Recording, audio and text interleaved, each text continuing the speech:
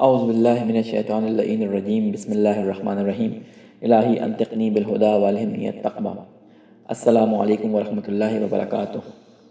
آج 26ویں سپارے کے خلاصے اور 26ویں دن کی دعا کے ساتھ آپ کی خدمت میں حاضر ہیں۔ آج 26ویں پارے میں کچھ جو چیزیں بیان ہوئی ہیں، تقریباً 6 حصوں میں اس کو تقسیم کیا سکتا ہے۔ اس میں سورہ احقاف، محمد، فتح اور حجرات اور سورہ قاف یہ مکمل آئی ہیں، اور اسی طرح سورہ زاریات کا ابتدائی حصہ اس سورہ کے اندر، اس سپارے کے اندر موجود ہے۔ یعنی تقریباً 5 سوریں اس کے اندر کمپلیٹ موجود ہیں، اور جب ایک سورہ کمپلیٹ ہوتی ہے تو اس کے اندر مطالب بھی تقریباً کمپلیٹ ہوتے ہیں۔ ہاں، کمک کے طور پہ، مدد کے طور پہ کچھ مطالب آپ ادھر دوسری سوروں کے اندر اس کے بارے میں ڈھونڈ سکتے ہیں کہ اس قصے کو تکمیل کر سکیں، اس پزل کو کمپلیٹ کر سکیں، لیکن تقریباً ایک بات پورے پیغام کے ساتھ اس سورہ کے اندر موجود ہوتی ہے۔ سورہ احقاف میں کئی باتیں مذکور ہیں، ان میں سے ایک بات میں صرف آپ کے سامنے بیان کروں گا، کیونکہ ہم روزانہ تفصیل میں چلے جاتے ہیں اور باتیں بیان نہیں ہو پاتی۔ ایک دین کا انکار کرنے والوں کا ایک پرانا اعتراض ہے، یعنی جب بھی دین کے مخالف لوگ کسی بھی دین میں پائے گئے ہیں، ان کو ایک جسے کہتے ہیں نا، ایک خاص فضا میں وہ رہتے ہیں۔ وہ ایک اپنے کندھے خالی کرنے کے لیے، یا اپنے کندھوں سے بوجھ اتارنے کے لیے، یا اپنی جھیپ مٹانے کے لیے کہہ لیں، یا اپنے دین پر ایمان نہ لانے کی علتیں تراشنے کے لیے کچھ وجوہات کو بیان کرتے ہیں، کچھ چیزوں کو بیان کرتے ہیں۔ انہی کا ایک اعتراض مومنین کے بارے میں یہاں پہ بھی نقل کیا گیا ہے کہ وقال الذین کفروا للذین آمنوا، اور کافر لوگ ایمان لانے والوں کی نسبت یہ کہتے تھے کہ لو کان خیرا ما سبقونا الیہ، اگر ان کا دین، یہ قرآن، ان کا اسلام ہم سے بہتر ہوتا، ما سبقونا الیہ، تو یہ ہم سے آگے نکل جاتے ہیں، یعنی ہم سے اوپر ہوتے، ان کے پاس پیسہ زیادہ تھا، ان کے پاس دولت ہوتی، ان کے پاس حکومت ہوتی، ان کے پاس سب کچھ ہوتا۔ ٹھیک ہے، تو آگے کیا فرماتے ہیں، وَإِذْ لَمْ يَهْتَدَوْا بِهِ فَسَيَقُولُونَ هَذَا إِفْكٌ قَدِيمٌ۔ اس طرح کی اب چونکہ انہوں نے اس قرآن سے ہدایت نہیں پائی، یعنی یہ کافر جو ہیں اعتراض کرتے ہیں، تو وہ ضرور کہیں گے یہ تو پرانا جھوٹ ہے، یعنی یہ دین جو آیا ہے یہ پرانا جھوٹ ہے، اس سے کوئی فائدہ نہیں ہے۔ اگر فائدہ ہوتا تو مومنین جو ہیں وہ سبقت لے جاتے ہیں مختلف چیزوں کے اندر ہم سے۔ اس طرح کی اور بہت ساری چیزیں یہاں پہ بیان کی گئی ہیں۔ اس کے بعد والدین کے ساتھ حسن سلوک کا بیان کیا گیا ہے۔ پھر حمل کی عقل مدت کا بیان کیا گیا کہ وہ 6 ماہ ہے۔ یہ ایک قرآنی جسے کہتے ہیں ایک علمی معمہ ہے کہ جو یہاں پہ بیان ہوا ہے، بہرحال اس کو آپ تفصیل سے دیکھیے گا۔ قوم عاد کی شرارت اور ان پر آنے والے عذاب کا تذکرہ ہے کہ ان پر ایک ایسی ہوا چلی کہ جس نے ان سب کو تہہ و بالا کر دیا۔ جنہوں کے ایمان لانے اور اپنی قوم میں دائی کی حیثیت سے کام کرنے کا بیان ہے کہ جنہوں نے جب قرآن سنا، جب ایک جن کے گروہ کا گزر ہوا، رسول خدا کے قرآن کی تلاوت کرتے ہوئے انہوں نے سنا، تو اپنے قوم میں جا کے پلٹ کے کہا یا تو مسلمانوں یا تو انسانوں کے اوپر کوئی بہت بڑی آفت آنے والی ہے، یا بہت بڑا فائدہ ہونے والا ہے۔ اس طرح کی بات انہوں نے جا کے کی۔ پچھلے سورہ محمد کی بہت ساری باتیں یہاں پہ بیان ہیں۔ جنت کی مثال بیان کی گئی ہے کہ اس میں ایسی نہر ہے کہ جس کا پانی گدلا نہیں ہوتا، دودھ کی نہر، شراب کی نہر، خالص شہر کی نہر، ہر قسم کے پھل وغیرہ پائے جاتے ہیں۔ یہ ایک سمبولک ایکسپریشنز ہیں کہ اس زمانے میں یا آج کے زمانے میں جن چیزوں سے انسان اٹریکٹ ہوتا ہے، جو چیزیں اس کے لیے قابل درک نہیں ہوتی ہیں، جن کی وہ امید کرتا ہے، ان چیزوں کی مثال دی گئی ہے۔ اور ہر قسم کے پھل، یعنی وہاں پہ یہ ہے کہ جو آپ چاہیں گے وہ آپ کے امیجنیشن جو ہے وہ آپ کے لیے ظاہر ہو جائے گی، خلق ہو جائے گی۔ پھر آدمی جب مال پا جاتا ہے یا سرداری یا منصب کا مالک ہو جاتا ہے تو رشتے کو نہیں نبھاتا۔ اس کے بارے میں یہاں پہ ذکر ہے کہ جب انسان غریب ہوتا ہے تو رشتہ داروں سے ملتا بھی ہے، محبت بھی کرتا ہے، دوست بھائی بہن سب میں اٹھتا بیٹھتا ہے، لیکن جب ذرا سا پیسہ آ جاتا ہے تو اس کے گردن میں ہڈی آ جاتی ہے اور یہ اکڑ کے گردن چلنے لگتا ہے، تھوڑا تکبر آ جاتا ہے۔ تو ان چیزوں کے بارے میں یہاں پہ بیان کیا ہے۔ اللہ اور اس کے رسول صلی اللہ علیہ وسلم کی مخالفت اعمال کی بربادی کا ذریعہ ہے۔ اس آیت کا ذکر ہے کہ اگر کسی نے اللہ اور اس کے رسول کی مخالفت کی تو وہ سارے اعمال اس کے اکالت ہو جائیں گے۔ ابھی ہم اس آج کے دن کی دعا میں بھی پڑھیں گے کہ بعض دفعہ انسان سمجھتا ہے کہ اس نے اچھے اعمال کیے ہیں، لیکن کچھ چیزوں کی بنا پر وہ اعمال اس سے گم ہو جاتے ہیں، وہ کھو جاتے ہیں اعمالوں سے۔ آخرت میں جب وہ جائے گا تو وہ کہے گا ہمارے اعمال کہاں گئے، تو پتہ چلا وہ سارے کے سارے اعمال جو ہیں وہ ہبط ہو گئے۔ ان کی وجوہات اور علتیں بیان کی گئی ہیں۔ پھر سورہ فتح یہاں پر آئی ہے، اور اس سورہ کے اندر جسے کہتے ہیں کہ سورہ فتح کے اندر فتح مبین کا ذکر ہے۔ فتح مبین سے مراد جو ہے وہ بعض علماء کہتے ہیں کہ فتح مکہ، اور بعض علماء کہتے ہیں کہ یہ صلح حدیبیہ مراد ہے۔ یہاں پر ایک چیز کا صرف اشارہ کر کے گزروں گا، ٹائم کیونکہ کم ہے۔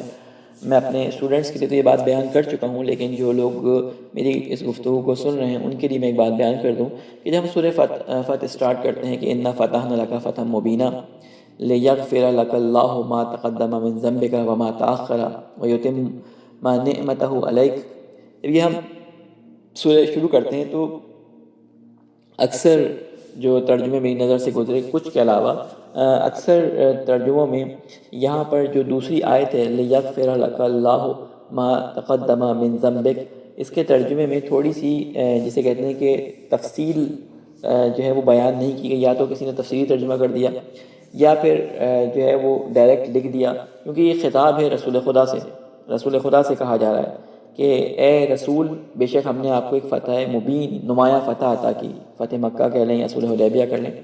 پھر کہا جاتا ہے تاکہ اللہ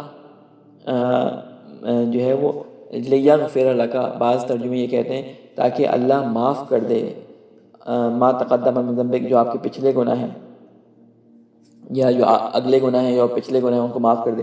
تو نعوذ باللہ یہاں سے ایک بات جو ذہنوں میں آتی ہے کہ نعوذ باللہ رسول خدا سے کوئی گناہ سرزد ہوئے تھے یا وہ آگے کوئی گناہ کرنے والے تھے اور اللہ نے اس فتح کے ذریعے اس گناہ کو معاف کر دیا۔ کچھ لوگوں نے اس کی توضیح کرتے ہوئے بریکٹس کے اندر اضافہ کر دیا کہ مثلا لوگوں کی نظر میں جو آپ کے گناہ ہیں یا مثلا اس طرح کی چیزیں اضافہ کر دیں۔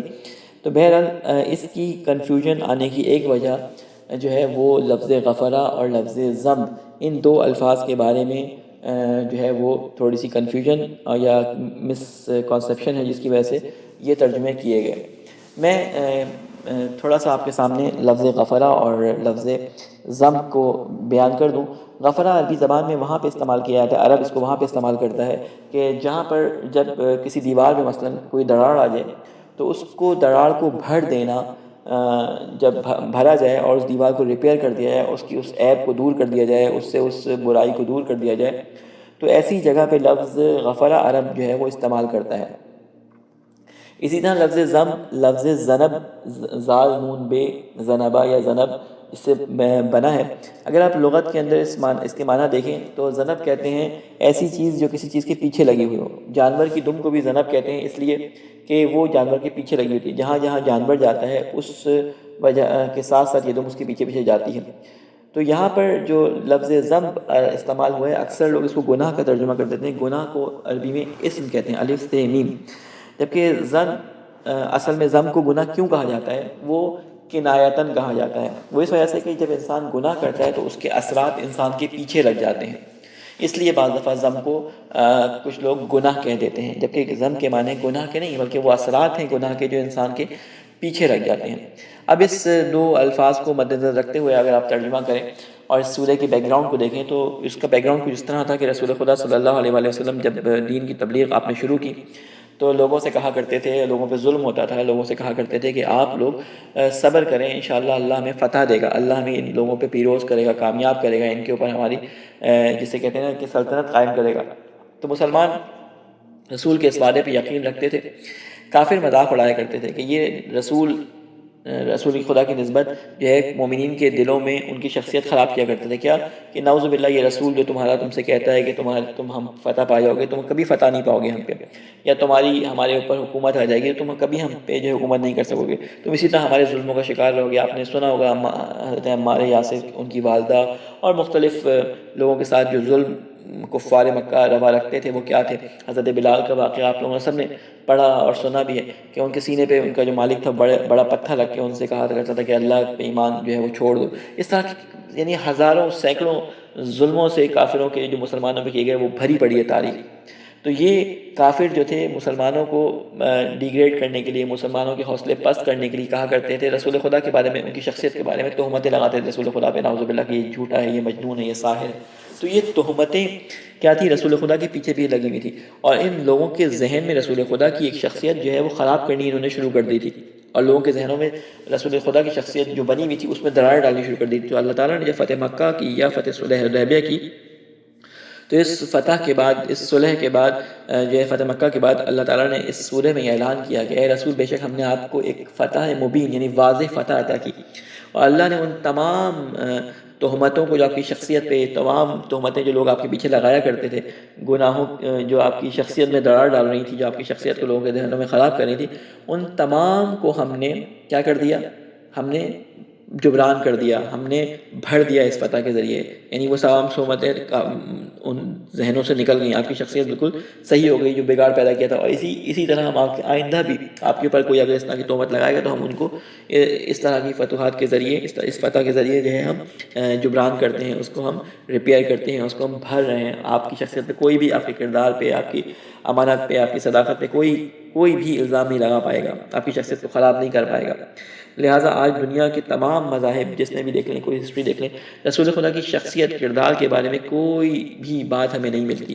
ہاں کچھ پست فطرت، پست ذہنیت کے لوگ کچھ تہمتیں لگانے کی کوشش کرتے ہیں، لیکن وہ دنیا خود جو ہے رسول کے ماننے والے یا رسول کے نہ ماننے والے سب ان کو اتنا زیادہ کنڈیم کرتے ہیں کہ وہ وہیں اپنی قبر میں خود ہی دفن ہو جاتے ہیں۔ تو یہ ایک چیز جو ہے انشاءاللہ کہ اس لفظ کے معنی کے بعد آپ کے ذہن میں کلیئر ہو گئی ہوگی۔ یہ تو سورہ فتح یہاں پہ بیان کی گئی ہے۔ اچھا، سورہ فتح کے اندر مزید بھی کچھ چیزوں کا بیان ہے، مثلاً صلح حدیبیہ کے حالات کا بھی بیان ہے اس کے اندر، پھر نبی صلی اللہ علیہ وسلم پر ایمان لانے اور آپ کی تعظیم و توقیر اور مدد کرنے کا بیان ہے، نبی کریم صلی اللہ علیہ وسلم کے خواب کا تذکرہ ہے کہ آپ مسجد حرام کی زیارت کریں گے۔ پھر سورہ حجرات، یہ سورہ اخلاق بھی ہے، یہ سورہ کردار بھی ہے، یہ مومنین کے لیے جسے کہتے ہیں کہ لاہ عمل بھی ہے۔ سورہ حجرات کے اندر نبوت اور رسالت کا مقام بیان کیا گیا، پھر دو جماعتوں کے درمیان اختلاف کی صورت اور اس کی اصلاح کی کوشش اور بغاوت کرنے والی جماعت کے مقابل میں کھڑے ہونے کی تاکید کی گئی ہے تاکہ وہ راہ راست پر آ جائیں، یعنی مسلمانوں اگر لڑ رہے ہوں تو مل کر ان کے خلاف، اگر وہ نہ مانیں تو مل کر ان کے خلاف جہاد کرو، مل کر ان کے خلاف ان کو سمجھاؤ، ان کے خلاف ایک دیوار کھڑی کر دو۔ پھر سماج کو تباہ کرنے والی بعض صفات کا بیان کیا گیا ہے، ان سے بچنا چاہیے، جیسے غیبت، چغلی، بدگمانی، اس طرح کے مختلف جو برے القاب ہیں لوگوں کو جن سے پکارا جاتا ہے، برے ناموں سے پکارا جاتا ہے، اس کی سختی سے ممنوعیت قرار دی گئی ہے۔ رسول کے سامنے اونچی آواز کرنے کی جو ہے توبیخ کی گئی ہے، مثلا حق ہو جائیں گے ہمارا اگر رسول کے سامنے اپنی آوازوں کو بلند کرو گے، ان سے آگے نہ چلو، مختلف چیزیں، اور اس طرح رسول کو نہ پکارو جس طرح سے اپنے عام لوگوں کو پکارتے ہو، اس طرح کی بہت ساری اخلاقی باتیں اس کے اندر بیان کی گئی ہیں۔ سورہ قاف کے اندر چند باتیں جو بیان ہوئی ہیں، سورہ قاف پھر شروع ہو جاتی ہے، اس میں کچھ باتیں ہیں کہ قیامت کے میں مرنے کے بعد کے جو مراحل ہیں اس کو دوبارہ زندہ کیا جانے کا جو مرحلہ ہے اس کو بیان کیا گیا ہے۔ اسی طرح قوم نوح، اصحاب راس، سمود، عاد، فرعون اور اخوان لوط کی تکذیب کا بیان ہے اس کے اندر، جہنم کی کشادگی کہ جہنم کتنی بڑی ہے اور جنت کی قربت کہ جنت کتنی نزدیک ہے، اس کے بارے میں کچھ بیان ہے۔ اور اس طرح سورہ زاریات کا ابتدائی حصہ اور بعض باتیں جو بیان ہوئی ہیں اس میں حساب و کتاب کی یقین دہانی کرائی گئی، ہو کے رہے گا، اس سے جو ہے وہ چھوٹ نہیں ہے، انسان بچ کے نہیں آ سکتا۔ انسان نے جو گناہ کیے ہیں وہ ان کے اثرات کو وہ ان کو جو ہے وہ دیکھ لے گا۔ پھر اس کے بعد جو ہے وہ جو چیز بیان کی گئی ہے وہ متقیوں کی بعض صفات کا بیان ہے کہ متقین کی جو صفات ہیں وہ اس سورہ کے اندر بیان کی گئی ہیں کہ مثلا بہت کم سوتے ہیں، سحر کے وقت استغفار کرتے ہیں اور اپنے مالوں میں سائل اور محروم کا حق جو ہے وہ فراموش نہیں کرتے۔ اسی طرح ابراہیم علیہ السلام کے پاس مہمانوں کے آنے اور ان کی ضیافت کا تذکرہ ہے، وہ سارے واقعات آپ نے سنے ہوئے ہیں جب فرشتے آئے حضرت ابراہیم کے پاس اور ان کا خیر تذکرہ ہے۔ بہرحال یہ کچھ واقعات ہیں جو سورہ اس کے اندر ابراہیم کے اندر، سورہ ابراہیم کہہ رہا ہوں، سورہ زاریات کے اندر بیان ہوئے ہیں۔ اب آ جاتے ہیں دعا کی طرف۔ جو دعا آج کے دن کی بیان کی گئی ہے اس میں اللہ تعالیٰ سے دعا کی گئی ہے۔ پہلا لفظ جو شروع ہوتا ہے وہ اس طرح سے ہوتا ہے کہ اللہم اجعل سعی فیہ مشکورا وذنبی فیہ مغفورا وعملی فیہ مقبولا وعیبی فیہ مستورا یا اسمع السامعین، کہ خدایا آج کے دن میری سعی کو قابل قبول بنا دے، میرے گناہوں کو یعنی بخشا ہوا، میرے عمل کو مقبول اور میرے عیوب کو پردہ پوش بنا دے، اے سب سے زیادہ سننے والے۔ بہرحال اس میں وہی ترجمہ کیا گیا جو انہوں نے دعا کے اندر کیا، ہم نے وہی کر دیا، لیکن ہم توضیح جب اس کی دیں گے. ذنب اور مغفرت کا ترجمہ ہم نے آپ کو سورہ فتح کی آیت میں بیان کیا ہے. اس ترجمے کو اگر آپ رکھیں یہاں پہ تو وہ انشاءاللہ مزید بہتر معنی آپ کے ذہن میں بیٹھیں گے. اس میں پہلے جملے کے اندر یہ ارشاد ہے کہ اللہم اجعل سعی فیہ مشکورا، اے خدا آج کے دن، اس رمضان میں، اس دن میں میری صحیح کوشش کو قابل قبول بنا. انسان اس مہینے میں زحمت اٹھاتا ہے، بھوکا رہتا ہے، پیاسا رہتا ہے، کم سوتا ہے، مختلف کاموں کے کرنے میں انرجی کم ہونے کی وجہ سے اس کو پرابلمس کا شکار پرابلم اٹھانا پڑتی ہیں، کمزوری ہوتی ہے، مختلف اس طرح کی چیزیں وہ اس میں تحمل کرتا ہے. پھر بھوک و پیاس کی حالت میں باہر بھی جاتا ہے، جاب بھی کرتا ہے، سب کچھ کرتا ہے.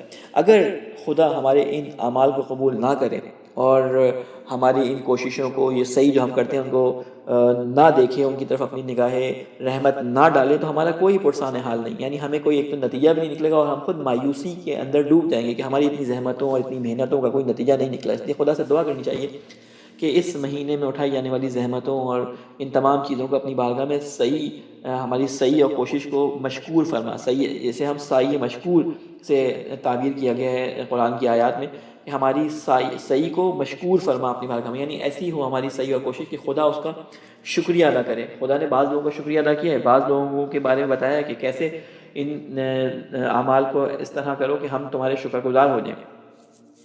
تو اس ناگواری سے بچنے کے لیے ضروری ہے کہ ایسے اعمال سے پرہیز کیا جائے جو ہماری تمام ریاضتوں کو، محنتوں کو اور جو ہم کوشش صحیح کرتے ہیں ان پہ پانی پھیر دیں. یعنی ہم سارے کام کریں اور اس پہ پانی پھیر جائے. یہ ایک جسے کہتے ہیں نا کہ ہمارے لیے بہت بڑا ڈرا بیک ہے، ہمارے لیے ایک بہت بڑا جسے کہتے ہیں کہ ایک پستی کا باعث ایک بات ہے کہ ہم اور مزید مایوسیوں کی پستیوں میں ڈھل جاتے ہیں. مایوسی ایک بہت بڑا گناہ ہے، ٹھیک ہے. اس مایوسی کی پستی میں ہم گھر جاتے ہیں. مثال دوں کہ علماء یہاں مثال دیتے ہیں، بلکہ آیت اللہ مجتبیٰ تہرانی نے یہاں پہ ایک مثال جو دی ہے، میں بھی اسی مثال کو آپ کے سامنے بیان کر دیتا ہوں. وہ کہتے ہیں کہ غیبت کرنا ایک ایسی بیماری ہے، غیبت ایک ایسا گناہ ہے کہ ہماری تمام زحمتوں کو برباد کر دیتی ہے. مثال انہوں نے دی ہے کیونکہ جو غیبت کرتا ہے 40 دن کہ اس کے اچھے اعمال اس شخص کے کھاتے میں چلے جاتے ہیں جس کی غیبت کی جا رہی ہوتی ہے، وہ فائدے میں چلا جاتا ہے. اور کہتے ہیں کہ اگر اچھے اعمال ہمارے نہ ہوں، یعنی ہم نے کوئی اچھے اعمال انجام ہی نہ دیے ہوں، تو وہ کیا کرے جس کے اچھے اعمال ہی نہ ہوں، وہ غیبت کرے تو اس کے ساتھ کیا ہوتا ہے. تو کہتے ہیں کہ اگر یہ کوئی شخص جس کے اپنے اچھے اعمال نہ ہوں وہ غیبت کرے، تو جس کی غیبت کی جا رہی ہوتی ہے اس کے گناہ ہمارے کھاتے میں آ جاتے ہیں 40 دن کے. بہرحال یہ روایتوں کے ذریعے جو باتیں انہوں نے ایکسٹریکٹ کی ہیں اس کا خلاصہ انہوں نے یہاں پہ بیان کیا ہے. خود قرآن مجید کے اندر سورہ کہف کے اندر ایک آیت ہے کہ ہوگا یہ کہ انسان بعض دفعہ یہ کام ایسے کرتا ہے، غیبت، حسد اور چغلی اور اس طرح کی چیزیں، کہ انسان کو خود نہیں پتہ چلتا کہ وہ جو اعمال اس نے کیے ہوتے ہیں وہ ضائع چلے جاتے ہیں یا دوسروں کے کھاتے میں چلے جاتے ہیں. قیامت کے دن جب وہ جائے گا تو وہ ڈھونڈ رہا ہوگا کہ اے اللہ سے کہے گا ہمارے تو کوئی نیکی میزان میں نظر ہی نہیں آ رہی، اس ترازو میں ہماری کوئی نیکی نظر ہی نہیں آ رہی، کہاں چلی گئی؟ تو جواب ملے گا کہ وہ تو تم نے ضائع کر دیے، وہ اعمال تم سے گم ہو گئے. خود قرآن مجید میں سورہ کہف کے اندر اس کو جسے کہتے ہیں اس چیز کی ایک مختصر سی منظر کشی کی گئی ہے. قرآن مجید میں ارشاد ہے قل هل نبئکم بالاخسرین اعمالا، پیغمبر کیا ہم آپ کو ان لوگوں کے بارے میں اطلاع دیں جو اعمال میں بدترین خسارے میں ہیں، یعنی ان کے اعمال گم ہو گئے، آخرت میں پہنچے ان کے اعمال ان کو نظر نہیں آ رہے. ان کے بارے میں بتایا الذین ضل سعیہم فی الحیات الدنیا وہم یحسنون صنعا، کہ یہ وہ لوگ ہیں جن کی کوشش جو زندگی میں یہ کیا کرتے تھے دنیا میں وہ بہک گئی، وہ ان سے گم ہو گئی. یہ خیال کرتے ہیں کہ یہ اچھے اعمال انجام دیتے ہیں، لیکن وہ اچھے اعمال انجام دیتے نہیں ہیں. یہ خطاب صرف پیغمبر سے نہیں ہے بلکہ ہم سب سے ہے، پیغمبر کے ذریعے ہم تک پہنچا ہے. اللہ سے دعا کرنی چاہیے کہ ہماری صحیح کوشش جو اس مہینے میں ہم کر رہے ہیں یا جو بھی کوشش ہے صحیح تلاش ہم کرتے ہیں اس ماہ رمضان کی برکتوں کو حاصل کرنے کے لیے، اللہ ان کو اپنی بارگاہ میں قبول فرمائے، ہماری صحیح کو مشکور فرمائے. یعنی اللہ کے فرشتے خود کہیں سعیکم مشکورا، ٹھیک ہے نا. وہ کوشش جس میں اللہ کا شکر شامل ہو، وہ کوشش جس میں اللہ کی نعمتوں کی جسے کہتے ہیں کہ تہ دل سے جو ہے وہ قدردانی کی گئی ہو، یہ کوشش ہونی چاہیے ہماری. اس طرح سے ہمیں جو ہے اللہ کے دربار میں جانا چاہیے. سورہ بنی اسرائیل میں ارشاد ہے آیت نمبر 19 کے اندر وَمَنْ أَرَادَ الْآخِرَةَ وَسَعَى لَهَا وَهُوَ مُؤْمِنٌ فَأُولَٰئِكَ كَانَ سَعْيُهُمْ مَشْكُورًا. یعنی بتایا گیا ہے کہ سعی مشکور کون سی ہوتی ہے. یہاں پہ ہمیں اشارہ بھی دیا گیا قرآن مجید کے اندر. قرآن میں ہمیں ہر طرح کی ہدایت ملتی ہے. جب رمضان کی دعا میں کہا جا رہا ہے کہ تمہاری صحیح ایسی ہو کہ صحیح مشکور ہو، تو اللہ نے قرآن مجید میں بتایا ہے کہ وہ صحیح مشکور کیسی ہوتی ہے، وہ کون لوگ ہیں جو صحیح چیز صحیح مشکور ہوتی ہے، کون لوگ ایسے تھے کہ خدا نے ان کی کوشش کو شکر جو ہے وہ شکر ادا کیا ہے. ٹھیک ہے. ومن ارادہ کہتے ہیں جو ارادہ کرتا ہے آخرت کا، جو قیامت کا ارادہ کرتا ہے، وہ اس دنیاوی زندگی کے لیے کوششیں نہیں کرتا، جس کی کوشش ہی آخرت کے لیے ہوتی ہے، اس کوشش کے نتیجے میں اس کو دنیاوی زندگی بھی ملتی ہے، لیکن جس کا ارادہ، جس کی کوشش اور تلاش آخرت کے لیے ہوتی ہے، وسعی لہا، اور اس کے لیے وہ کوششیں اور تلاش اور جستجو کرتا رہتا ہے، وہو مومن، وہ مومن ہے، فاولئک کان سعیہم مشکورا، بس یہی لوگ ہیں کہ جن کی کوشش، جن کی تلاش ہمارے نزدیک قابل تشکر ہے، قابل شکر ہے، ہم ان کا شکر ادا کرتے ہیں. اور کچھ لوگ تو ایسے ہیں کہ خدا نے ان کا شکر خود ادا کر دیا. یہ تو کہا کہ وہ لوگ ہوں گے جو آخرت کی کوشش کریں گے، ان کا ہم شکریہ ادا کریں گے. کچھ لوگوں کے لیے تو اللہ تعالیٰ نے ان کے شکر کا قصیدہ پڑھ دیا، خالی شکر نہیں ادا کیا بلکہ قصیدہ پڑھ دیا، پوری سورہ حل عطا ان کے لیے نازل کر دی کہ وہ لوگ جو کیا نام ہے مسکین کو، یتیم کو اور اسیر کو کھانا کھلاتے ہیں، پوری شان بیان کر دی کہ ایسے لوگ، پوری جنت کے قصیدے بیان کر دی. آپ سورہ حل عطا پڑھیں، یہ پورا قصیدہ ہے. ٹھیک ہے نا، کہ سعیہم مشکورا، کہ سعیکم مشکورا، ان کو خود خدا نے شکر ادا کیا کہ آپ کا شکریہ ادا ہو. برا وہ واقعہ ہے کہ کس طرح امام علی، امام حسن اور امام حسین کے بیماری پر بی فاطمہ نے، امام علی نے نیت کی کہ ہم روزہ رکھیں گے، جب بیماری سے وہ شفا یاب ہو جائیں گے. پورا واقعہ آپ کا سنا ہوا ہے کہ جب شفا یاب ہوئے تو سب نے روزہ رکھا. جب ماں باپ نے روزہ رکھا تو بچوں نے کہا ہم بھی روزہ رکھیں گے، بچوں نے بھی روزہ رکھ لیا. بچوں نے روزہ رکھا تو جو گھر کی خادمہ تھی فضہ، انہوں نے کہا میں بھی روزہ رکھوں گی، میں کیوں پیچھے رہوں، سب نے روزہ رکھ لیا. اب جب افطار کا وقت آیا تو ایک دروازے پہ دستک ہوئی، امام علی نے اپنی روٹی اٹھا کے دے دی. جب امام علی نے دی، بی فاطمہ نے بھی دے دی. جب بی فاطمہ نے دی، بچوں نے بھی دے دی. جب بچوں نے دی تو جناب فضہ نے بھی دے دی. اسی طرح 3 دن تک یہ واقعہ ریپیٹ ہوتا ہے، کوئی نہ کوئی آتا رہا اور سب اپنی جو ہے کھانے کی چیزیں وہ فقیر کو، مسکین کو اور اسیر کو دیتے رہے. جب یہ دے دی تو حالت یہ ہو گئی کہ جب رسول خدا صلی اللہ علیہ وسلم ایک دن آپ کے گھر تشریف لے گئے تو دیکھا بچے جو ہیں ان کے ہونٹ جو ہیں وہ سرخ ہیں، وہ ان کے جسم کانپ رہے ہیں. تو جب پوچھا کہ بچوں کو کیا ہوا تو بی فاطمہ نے بتایا کہ اس طرح ہوا. تو رسول خدا کی آنکھوں میں آنسو آ گئے. اس وقت جو ہے وہ سورہ حل عطا نازل ہوئی.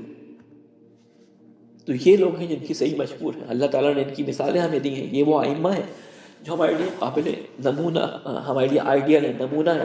ہم ان کی زندگی کو دیکھیں کیسے ان کی زندگی گزری.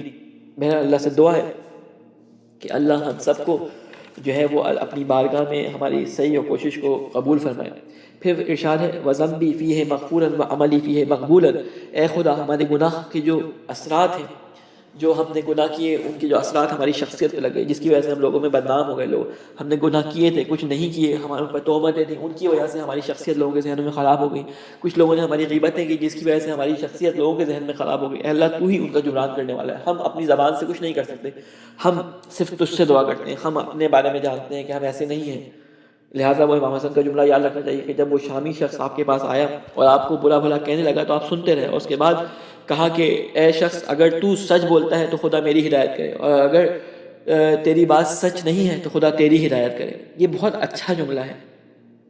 لہٰذا اللہ سے دعا کرنی چاہیے کہ اللہ تعالیٰ ہماری برائیوں کو اور ہماری شخصیت پہ لگی ہوئی تہمتوں کو اور ہماری شخصیت پہ لگے ہوئے جو دھبے ہیں ان کو ہم سے دھو دے، ان کا جبران کر دے، ہماری شخصیت میں پڑی ہوئی دراروں کو اپنے پاس سے دور کر دے، کیونکہ تو ہی ہماری دراروں کو، ہماری شخصیت کو وہ صحیح کر سکتا ہے. ہم صرف تیری خوشنودی چاہتے ہیں خدا.